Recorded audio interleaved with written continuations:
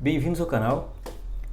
Neste vídeo eu vou explicar para vocês a utilização do try except, que é um comando aí utilizado para o tratamento de erros durante a execução do programa. Não se esqueça de se inscrever e ativar o sininho para receber notificações de novos vídeos e conteúdos.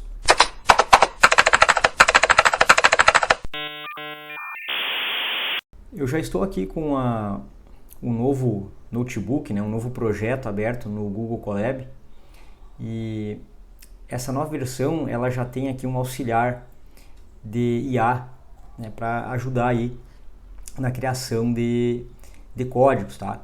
Até eu recomendo assim, principalmente para quem está começando, se tiver alguma dúvida na criação de um código, pode utilizar então essa ferramenta, perfeito? Bom, qual é a ideia do try except? Eu vou trazer um exemplo bastante simples, que é a solicitação para o usuário de um determinado tipo de dado. Por exemplo, vamos imaginar que nós estamos trabalhando com um determinado cálculo matemático, tá? E o que eu vou solicitar para o usuário de entrada de dados no meu programa vai ser um número, tá? Um número inteiro, um número float, um número com decimal. O que vai acontecer se esse usuário não entrar com um número? Vai acontecer que a funcionalidade do meu programa não vai ser a desejada. Então vamos imaginar o seguinte: eu vou criar uma variável aqui, vou chamar ela de n, tá? Que vai ser o meu número, e essa variável vai receber, tá, o resultado inteiro de um input, onde eu solicito que o usuário do programa entre com um número inteiro de 1 a 10. Perfeito? Então nós estamos esperando aqui que o usuário entre, com esse número inteiro, mas o usuário pode não entrar com o mesmo, tá? O que eu vou fazer com esse número? Eu vou printar esse número elevado ao quadrado. Bom, então eu vou executar aqui o programa. E como eu falei, a ideia é que o usuário ele vai fazer a leitura então durante a execução do programa, e espera-se que ele siga o que está sendo solicitado. Então entre com o número inteiro de 1 a 10. Então eu vou entrar aqui com o número 3, pressionei ali o Enter e ele calculou para mim o quadrado.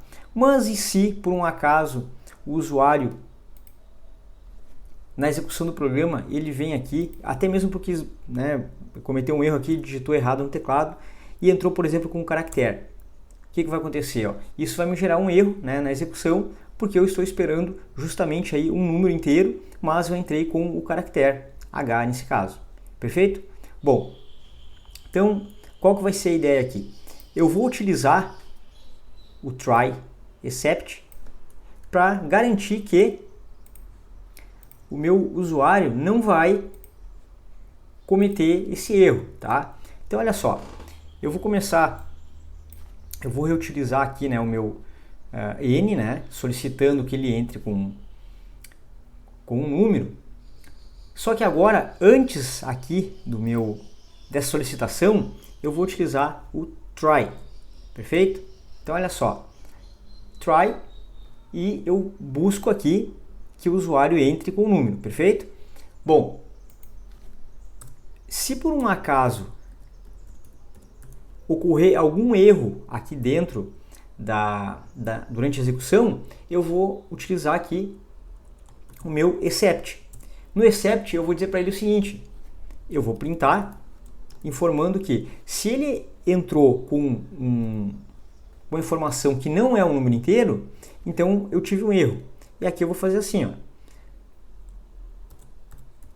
Você precisa entrar com um número inteiro. Perfeito? Claro, veja bem, se nós entrarmos aqui com um número de ponto flutuante, também vai funcionar, tá? É simplesmente um exemplo didático, então eu estou trazendo essa situação aqui do número inteiro, tá?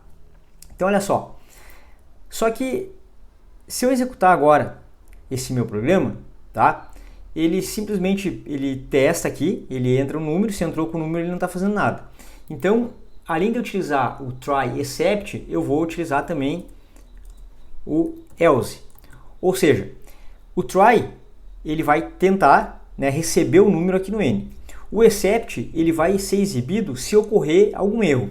E o else, né, o senão, vai ocorrer se não tiver erro nenhum. Então, se nós não tivermos nenhum erro, eu vou printar novamente o quadrado do meu número, perfeito? Que é o que nós tínhamos utilizado como exemplo anteriormente. Então, olha só, eu vou executar aqui o programa, tá? E, ó, estou solicitando o número inteiro, tá? Mas eu vou entrar com um caractere.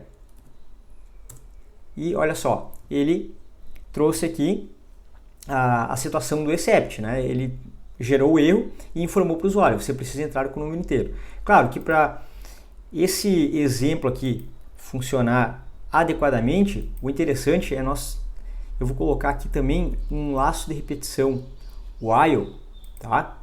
Vou colocar aqui um while para que eu consiga, né, rodar esse programa mais de uma vez, tá? Então, aqui ó, while. Se vocês tiverem alguma dúvida com relação ao laço while de repetição, eu vou deixar aqui ó, o link do vídeo sobre o laço while para vocês revisarem. Então, eu vou colocar aqui uma situação while true, ou seja, ele vai ficar sempre rodando, tá, esse laço. E agora eu vou identar aqui o restante do código, né, lembrando que o Python precisa da indentação aqui para funcionar corretamente, tá? Então aqui, ó, já identei o código e agora eu vou executar ele novamente. Então olha só, solicitou o número, eu entrei com o número inteiro, ele foi lá e printou, né, o resultado. Como eu estou dentro do laço while, ele repete aqui e agora eu vou colocar um caractere. Olha só, ele indicou que precisa entrar com o número inteiro. E aí eu posso executar de novo e entro com o número inteiro ali, certo? Bom, mas ainda existe mais nós podemos incrementar aqui Nós podemos incrementar aqui esse nosso código. Eu tentei parar ele aqui, ele está com um pequeno bugzinho aqui, tá? Olha só, eu vou fazer o seguinte, eu vou trazer uma outra situação aqui, que eu já mostrei o try, o except e o else, tá? Nós podemos também utilizar uma outra palavra reservada aqui, que é o finally. O finally, independentemente se nós tivermos opa, eu coloquei dois N's aqui, na realidade são dois L's, né? Finally. Olha só, independentemente se nós tivermos uma exceção, né, um erro gerado ou não, o finally sempre vai ser executado. Então, eu posso colocar aqui, né, print, tá? E dizer que o programa foi executado. Perfeito? Então, o finally sempre vai estar rodando, tá? Eu vou copiar o código aqui e vou deletar essa seção aqui que eu acho que ele bugou, tá? Então, criar aqui um novo código e copio o que nós tínhamos anteriormente. Então, olha só, eu vou rodar aqui, tá? Para mostrar que esse comando que está dentro, está associado com o finally aqui, ó, ele vai ser sempre executado, tá? Só ele está demorando um pouco aqui para executar. Eu vou tentar um refresh aqui na página, então. Vamos ver se resolve a situação, tá? Então, aqui um F5.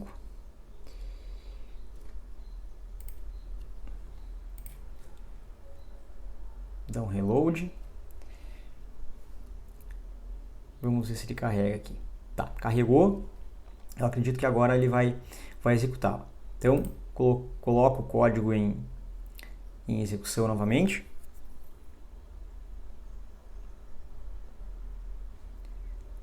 Ele ainda está demorando um pouco.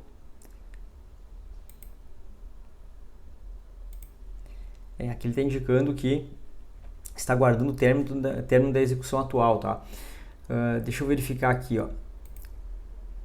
já me aconteceu essa situação algumas vezes, tá?